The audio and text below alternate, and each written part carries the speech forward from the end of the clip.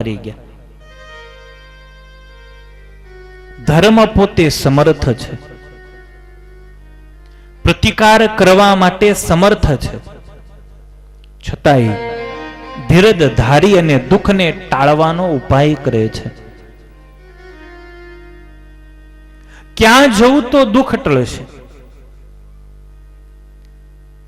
ભગવાન પાસે હંમેશા એક માગવું કે સુખ આપે તોય વાંધો નહીં, દુઃખ આપે તોય વાંધો નહીં, પણ હે પ્રભુ મારી ઉપર એવી દયા કરજે કે સુખ અને દુઃખની અંદર હંમેશને માટે તારું અનુસંધાન રહે. ઘણીવાર સુખમાં આપણે ભગવાનને ભૂલીએ છીએ, ઘણીવાર દુઃખમાં આપણે ભગવાનને ભૂલીએ છીએ. દુઃખ આવે ત્યારે ભગવાનને પડતો મૂકીને ક્યાંક દોરા ધાગાની અંદર જોડાઈએ છીએ. કોક મેલડીએ જઈને કોક ભુવા પાસે જઈને જંતર મંતર કરાવીએ છીએ. દુઃખ ટાળવાના ઉપાયો આપણે શોધીએ છીએ, પણ દુઃખ એ રીતે ક્યારેય ટળતું નથી.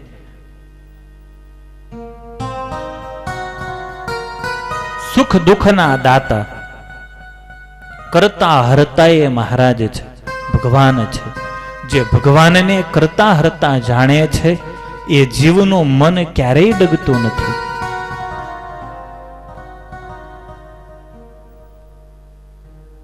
ભક્તો ભગવાન પાસે બહુ સરસ માગે છે.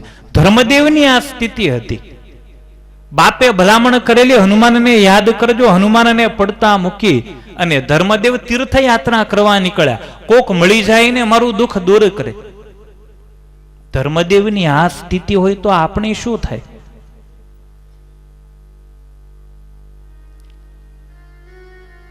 ભગવાનની પ્રાર્થના કરતા ભક્તો એવું માગે છે, દુઃખ ના દરિયે જીવન ઝૂકે પણ સ્મરણ તમારું ના ચૂકે. હે મહારાજ, દુઃખના દરિયામાં ડુબાડી દેજો, પણ તમારું અનુસંધાન રે એવી મારી ઉપર દયા કરજો. તમને ન ભૂલો. ગમે એવા દુઃખમાં, ગમે એવી આપત્તિમાં, ઠોકર વાગે ને તોય સ્વામિનારાયણ, છીક આવે ને તોય સ્વામિનારાયણ, આગ લાગે તોય સ્વામિનારાયણ, ઓય માં ઓય બાપ ના આવે, કોઈ ભુવો યાદ ના આવે, કોઈ જંતર મંતર વાળો યાદ ના આવે, એની ભક્તિ સાચી. કપડાની જેમ લોકો ગુરુઓ બદલે, કપડાની જેમ ભગવાન બદલે. ફેશન ચાલી છે, ગુરુઓ બદલવાની ફેશન. કપડા બદલાય ને એમ આપણા ગુરુઓ બદલાય છે, કપડા બદલાય એમ આપણો ઈષ્ટદેવ બદલાય છે. ભક્તિ નથી, એ વ્યભિચારી ભક્તિ છે.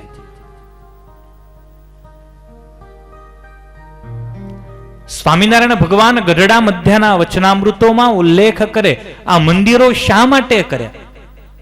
તો કે ભક્તિના માર્ગને જીવંત રાખવા અને ઉપાસનાને દ્રઢ કરવા માટે જ આ મંદિરો અમે બનાવ્યા છે. દુઃખ આવે તો આ મંદિરમાં દેવ પધરાવ્યા છે, ત્યાં જઈને રડજો, બીજે ક્યાંય ન જતા. બીજે જશો તો વધારે દુખિયા થશો, બીજે જશો તો વધારે દુખિયા થશો. ધર્મ અને ભક્તિ તીર્થયાત્રા કરવા નીકળ્યા.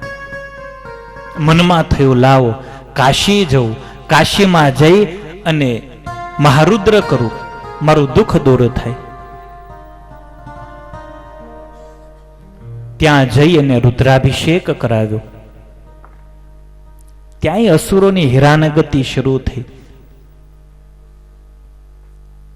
કાશીથી ધર્મદેવ કંટાળ્યા. તીર્થયાત્રા કરતા કરતા ધર્મદેવ પ્રયાગમાં આવ્યા છે.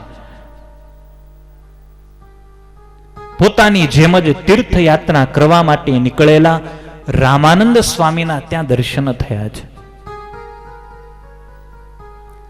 અપશ્યદ વૈષ્ણવાચાર્યમ તત્રાયાતમ તપોનિધિમ રામાનંદ મુનિમ નામના તીર્થયાત્રા વિધેત્સયા.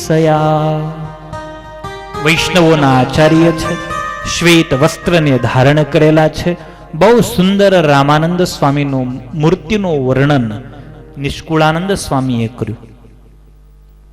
નામ રામાનંદ મહામતી રે, નામ રામાનંદ મહામતી રે, નામ રામાનંદ મહામતી રે, નામ રામાનંદ મહામતી રે, સ્વયં સદગુરુ રૂપ મૂર્તિ રે, સ્વયં સદગુરુ રૂપ મૂર્તિ રે, મહાતપેશ્વર ત્યાગ કરે રે, મહાતપેશ્વર ત્યાગ કરે. જાણે સ્વયં તપ મૂર્તિમાન સ્વરૂપ લઈને આવ્યો હોય એવું અદ્ભુત તેજ રામાનંદ સ્વામીનું છે. જગતમાં જે ગુરુઓ છે, જગતમાં જે ગુરુઓ છે, ભાગવતનો એકાદશ સ્કંધ એવો ઉલ્લેખ કરે કે કળીકાળમાં આચાર્ય માત્ર એક જ છે, ઉદ્ધવ. રામાનંદ સ્વામી એક જ આચાર્ય, કારણ ઉદ્ધવાવતાર છે. મહાતપેશ્વર ત્યાગ કરે રે, મહાતપેશ્વર ત્યાગ કરે રે, ધીર ગંભીર મોટા છે મને રે, ધીર ગંભીર મોટા છે મને રે, ઉર્ધ્વ પુંડ્ર કર્યું ત્યાં કેસરે, ઉર્ધ્વ પુંડ કર્યું ત્યાં કેસરે, ઇન્દુ મધ્યે મન મોય રે, ઇન્દુ મધ્યે મન મોય રે, ઇન્દુ મધ્યે મન મોય રે, ઇન્દુ મધ્યે મન મોય રે. ધર્મદેવ રામાનંદ સ્વામીના દર્શન કરે છે અને જોતાની સાથે જ ધર્મના હૃદયમાં એવો ભાસ થયો કે નહીં, ખરેખર આ ગુરુ કરવા યોગ્ય છે. સુંદર ઉપમાઓ રામાનંદ સ્વામીને શતાનંદ સ્વામી આપી. શબ્દ બ્રહ્મ, વેદાદી સચ્છાસ્ત્રોની અંદર નિષ્ણાત, પરબ્રહ્મ નિષ્ણાત. ત્રીજી ઉપમા છે સાધુ લક્ષણમ.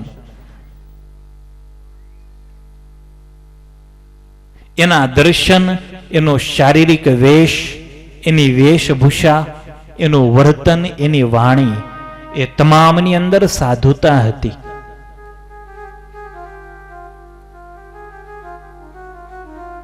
દર્શનથી સાધુતા હોય તો વાણીમાં ન હોય, વાણીમાં હોય તો વર્તનમાં ન હોય. રામાનંદ સ્વામીનું વ્યક્તિત્વ એવું છે, વાણી, વર્તન, દર્શન તમામમાં સાધુતા છે. પાસે જઈને બેસે જીવ તો અંતરમાં શાંતિના શેરડા ફૂટે, એવું અદ્ભુત એમનું વ્યક્તિત્વ છે. એની વાણી હૃદયમાં ઉતરે છે તો શબ્દ બ્રહ્મ, પરબ્રહ્મની ઝાંખી હૃદયની અંદર થઈ જાય એવી અદ્ભુત અને દિવ્યજીની વાણી છે. રામાનંદ સ્વામીને મનોમન ધર્મ ભક્તિએ ગુરુ સ્વીકાર્યા છે. પ્રતાપસિંહ રાજાએ પ્રશ્ન કર્યો, આ રામાનંદ સ્વામી કોણ છે? ધર્મ ને ભક્તિ તો બરાબર, આ રામાનંદ સ્વામી વચ્ચે આવ્યા. આ રામાનંદ સ્વામી કોણ? કોના શિષ્ય? એમની જાતિ કઈ? એમનો પ્રદેશ કયો? સુરત મુનિ રામાનંદ સ્વામીનું જીવન ચરિત્ર સંભળાવે છે. હે પ્રતાપસિંહ, અયોધ્યા નગરીમાં કાશ્યપ ગોત્રી આશ્વલાયન શાખાના બ્રાહ્મણ અજય રહેતા. એમની ધર્મ પત્નીનું નામ છે સુમતી. સંવત 1795 શ્રાવણ વદ અષ્ટમી જન્માષ્ટમીના દિવસે અજય અને સુમતીના ઘરે દુર્વાસાના શાપથી માનવ દેહ ધારણ કરી અને સ્વયં ઉદ્ધવજી પ્રાદુર્ભૂત થયા છે. પિતાએ જાતકર્મ સંસ્કાર કર્યા. 12મા દિવસે રામ એવું નામ પાડવામાં આવ્યું. સુંદર મજાનો ગૌર અને રૂપાળું શરીર છે, સુંદર નાસિકા છે, સુંદર મુખારવિંદ છે. સમય જતા ઉપવીત સંસ્કાર થયા. રામને નાનપણથી જ સંત સમાગમમાં વિશેષ રુચિ છે. સંગમ નિવૃત્ત ધર્માણામ ચકાર પ્રાયશઃ સતામ.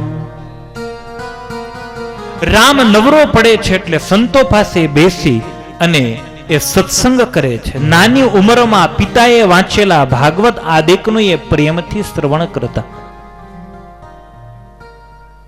રોજ ભગવાનના દર્શન કરતા, રોજ ભગવાનની પૂજા કરતા અને ભગવાનની પૂજા કરતા કરતા એના હૃદયમાં એક એવી ઈચ્છા જાગી કે મારે તો પ્રત્યક્ષ કૃષ્ણના દર્શન કરવા છે. એક ધ્યેય મળ્યું છે, એક લક્ષ્ય મળ્યું છે. જીવનમાં જેને સફળ થવું છે એને પોતાનું ધ્યેય નક્કી કરવું પડે છે. મારે શું થવું છે? એન્જિનિયર થવું, ડોક્ટર થવું, વકીલ થવું, ગૌશાળા સંભાળનાર થવું, શાસ્ત્રી થવું, ભંડારી થવું, કોઠારી થવું, આ ધ્યેય આપણે નક્કી કરવા પડે અને એ પ્રમાણે ધ્યેયને વળગવું પડે તો જ આપણે આપણા લક્ષ્ય સુધી પહોંચી શકીએ. ભગવાનના ભક્તનું ધ્યેય શું? ભગવાનના ધામની પ્રાપ્તિ. પણ ભગવાનના ધામની પ્રાપ્તિ પહેલા આપણું ધ્યેય કયું હોવું જોઈએ? તો પ્રત્યક્ષ કૃષ્ણ દર્શન, પ્રત્યક્ષ ભગવાનના દર્શન એ આપણા જીવનનું પ્રથમ ધ્યેય. ભગવાનના દર્શન થયા એટલે ધામ આપોઆપ મળવાનું જ છે.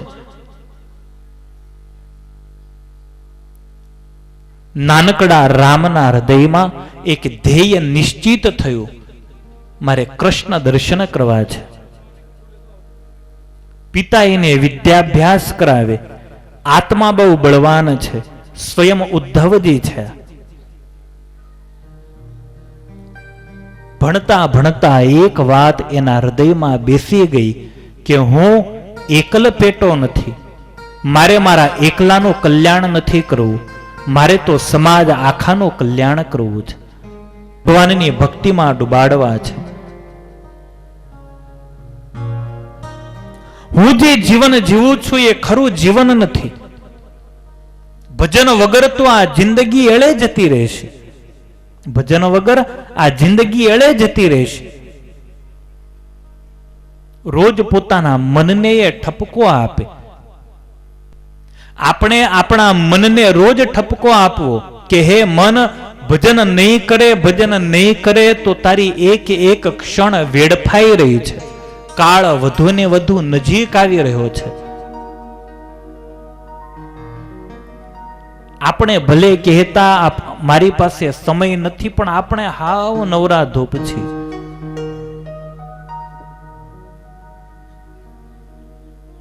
ગપ્પા મારવાનો સમય છે, ભજનનો આપણી પાસે સમય નથી. સમયનો સદુપયોગ કરો.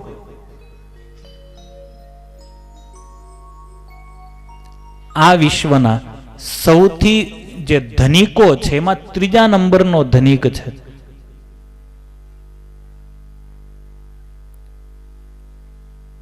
એણે બહુ સરસ મજાનું વાક્ય જગતને આપ્યું ધનવાન થવા માટેનું કે સમયને જાણો, સમયને ઓળખો અને સમયનો ઉપયોગ કરતા શીખો.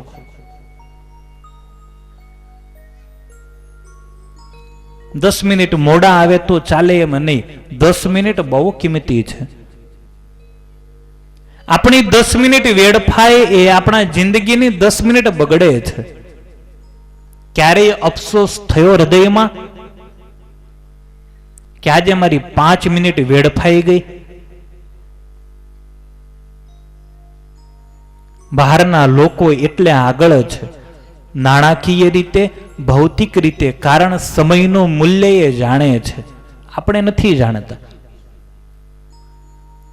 3નો ટાઈમ હોય કથાનો તો એ શ્રોતા 3:30 આવે ને શ્રોતા 3:30 આવે તો વક્તા 4:45 આવે. આપણે એકબીજાની રાહ જોનારા છીએ, કારણ આપણને સમયની કોઈ કિંમત નથી. સ્વામિનારાયણ ભગવાન શિક્ષાપત્રીમાં એમ કહી ગયા, વ્યર્થ કાલો ન નેતવ્યો ભક્તિમ ભગવતો વિના. સમય જતો રહેશે, માનવ જન્મારો એમનેમ વીતી જશે. ભજન કર્યું હશે તો ઠીક, નહીં કર્યો હોય તો ઉપર જવાબ આપવો બહુ અઘરો પડશે. રામ શર્માને હૃદયમાં અફસોસ થાય કે હું જે જીવન જીવું છું એ બેકાર છે. આવું જીવન જીવવા માટે હું નથી આવ્યો, મારે તો અનેકને તારવા છે. સમજ સમજ નર મૂઢય જ્ઞાની, સમજ સમજ નર મૂઢ જ્ઞાની.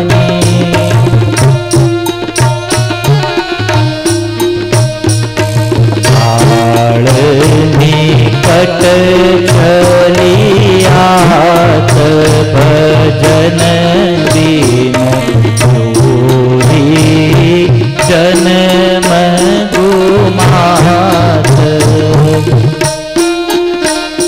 ભજન કર્યા વગર આપણો સમય વેડફાઈ રહ્યો છે. સદગુરુ બ્રહ્મ મુનિના શબ્દો છે.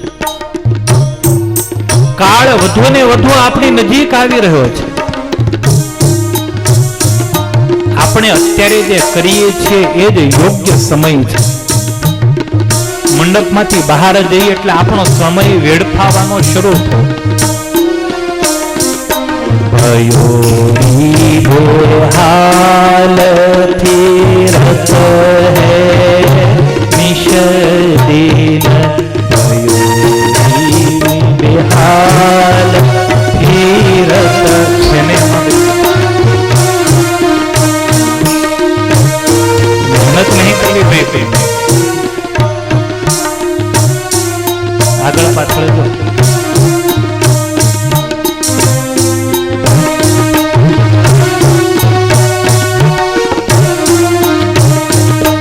ભયોરી બેહાલ રત હૈ નિશ દિન,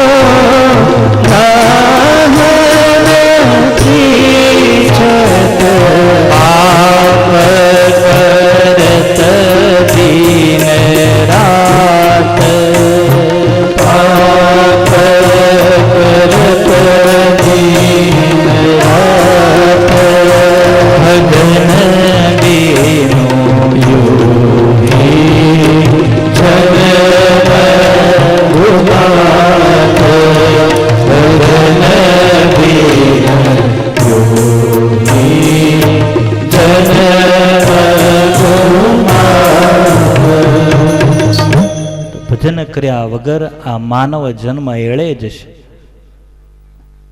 બેકાર છે આ જિંદગી. એના હૃદયની અંદર ગાંઠ પડી, ઘર છોડવું છે. પિતાનું અવસાન થયું, માં એકલી છે. માના જીવનનો આશરો છે દીકરો રામ. વિદ્યા ભણવાના બહાને રામ શર્માએ રજા માંગી છે. માં, ભણવા જવું છે.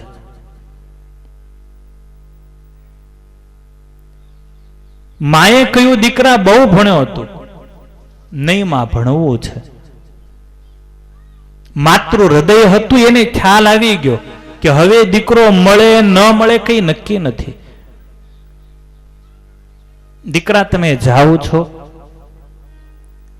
માએ આશીષ આપી, માં મને આશીર્વાદ આપજે કે મારા જ્ઞાન દ્વારા મને ભગવાનની પ્રાપ્તિ થાય. દીકરા એક છેલ્લી ઈચ્છા છે, રહો પુત્ર રસોઈ કરું એક વાર જમો જીવન, આ મુખ મળવું મોંઘું મારા તીર્થવાસી તન. સુત તમે સધાવતા કેમ જાશે મારા દન, આંધળાની આંખ છો મુજ નિર્ધની નો ધન. દીકરા, હું વૃદ્ધ થઈ, મારી આંખ તમે છો. તમે જતા રહેશો, અમે કઈ રીતે જીવીશું? માં ઘણું રડી છે. માના આંસુ રામ શર્માને પીઘળાવી ન શક્યા.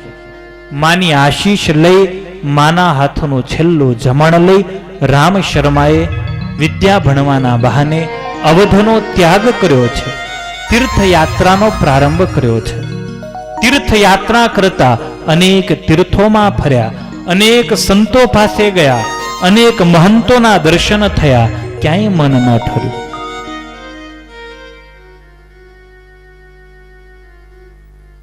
ક્યાંક બહુ સંતોની ભીડ દેખાય, રામ શર્માને એમ થાય લાવ ત્યાં જવું.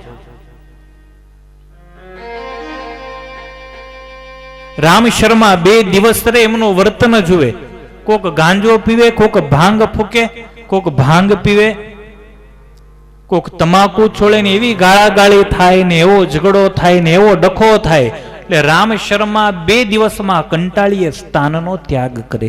આ જગ્યાએ